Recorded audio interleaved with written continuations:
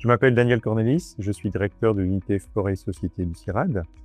Forêt et Société, c'est avant tout un collectif d'une cinquantaine de chercheurs qui mènent des travaux de recherche finalisés sur la gestion, la conservation et la restauration des forêts tropicales dans des contextes où les communautés rurales en sont dépendantes.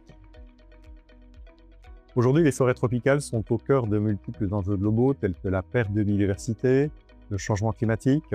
Il y a aussi les enjeux de sécurité alimentaire et sanitaire pour les populations rurales qui y vivent. Aujourd'hui, ces écosystèmes forestiers sont sous pression et les modèles de gestion classique ne suffisent plus. Aujourd'hui, notre rôle est d'apporter des connaissances scientifiques pour accompagner une transformation vers des systèmes de gestion qui soient plus durables, plus justes et plus inclusifs. Nos travaux s'orientent autour de plusieurs grandes questions. Comment adapter la gestion forestière au contexte de changements globaux? Comment mieux valoriser les ressources forestières à la fois ligneuses et non ligneuses? Et comment ces transformations peuvent se faire au bénéfice des communautés rurales qui y vivent? Et pour ce faire, nous mobilisons une approche interdisciplinaire qui combine écologie, sociologie, économie, politique publique. Ça nous permet à la fois de travailler à l'échelle des écosystèmes, des territoires et des filières. Nous travaillons principalement dans les régions tropicales, en Afrique, en Amérique latine, en Asie du Sud-Est, et nos travaux reposent sur des dispositifs de recherche à long terme, mais aussi s'ancrent dans des territoires pilotes qui sont comme des laboratoires vivants au sein desquels nous développons des travaux innovants en partenariat avec des institutions au Sud.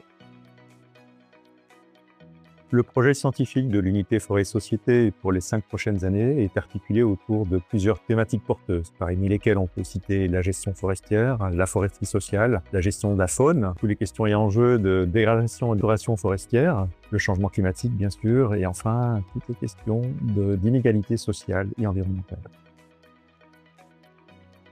Nos travaux s'appuient sur un réseau très large de partenaires, universités, centres de recherche, institutions publiques, ONG, secteur privé, communautés rurales.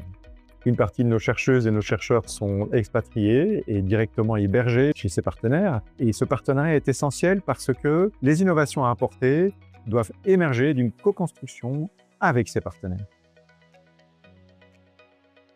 Et nos travaux visent des impacts très concrets. Comment améliorer la gestion forestière?